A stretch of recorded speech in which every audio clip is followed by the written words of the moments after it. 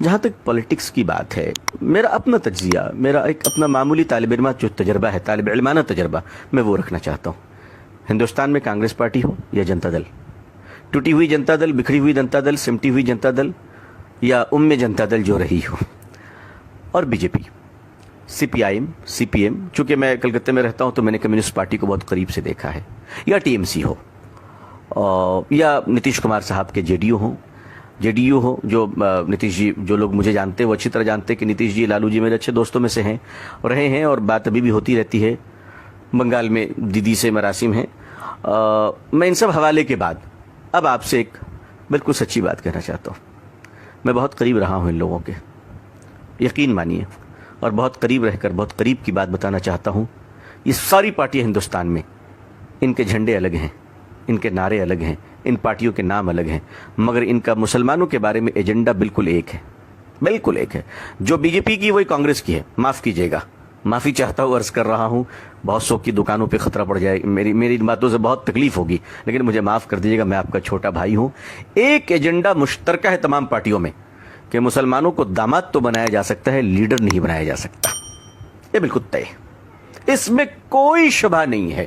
اس وقت رات ہے، اس پر تو شک کر لیجیے گا، لیکن یہ جو باتیں آپ کا بھائی عرض کر رہا ہے اس پہ کبھی شک نہ کیجیے گا۔ یا آپ کو داماد بنا سکتے ہیں، یا آپ کو منسٹر بنا سکتے ہیں، یا آپ کو ایم ایل ایم پی بنا سکتے ہیں، یا آپ کو کبھی لیڈر اور قوم کے قائد بننے کی اجازت نہیں دے سکتے۔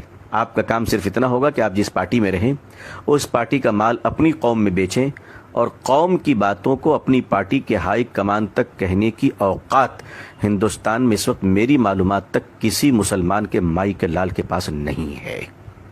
یہ بالکل ذمہ داری کے ساتھ عرض کر رہا ہوں۔ دوسرا کام مسلم لیڈروں کا یہ ہوتا ہے کہ سال میں افطار پارٹی کے نام پر جو بھوکے پیاسے روزے دار رہیں، وہ آنے والے جو رکابی پکڑے ہوئے فقیروں کی طرح لائن میں کھڑے ہوتے ہیں، جو باپ کے جنازے میں ٹوپی نہیں پہنتے، افطار میں ٹوپی پہن لیا کرتے ہیں، ایسے مکار روزے داروں کے لیے جو افطار کے بعد مغرب کی نماز کے لیے نہیں دوڑتے، لیڈر کے پیچھے پیچھے دوڑتے، ایسوں کی میزبانی مسلمان کریں۔ یہ پولیٹکس کا ترجمہ مسلمانوں کے لیے رہ گیا ہے۔ آپ کے ہمارے لیے ایجنڈے الگ ہوتے ہیں، کام تو دوسروں کے لیے ہوتا ہے، لیکن اب ہم کریں کیا؟ یہ تو پرابلمس ہیں، ہمیں کرنا کیا ہے؟ دیکھیے، میرا خیال یہ ہے کہ ہم تھوڑا سنجیدہ ہو جائیں، بولنے سے زیادہ ہم خاموش رہنا سیکھ لیں۔ ہم پولیٹیکل پارٹیوں کو جوائن تو کریں، لیکن بالکل ڈپلومیٹک انداز میں جوائن کریں، کہ میٹنگوں میں جائیں، فنکشن میں جائیں، الیکشن میں کیمپین کریں، لیکن بالکل سپریٹ رہ کر اپنے بزنس پہ دھیان دیں اور اپنے بزنس کو اسٹرانگ کریں۔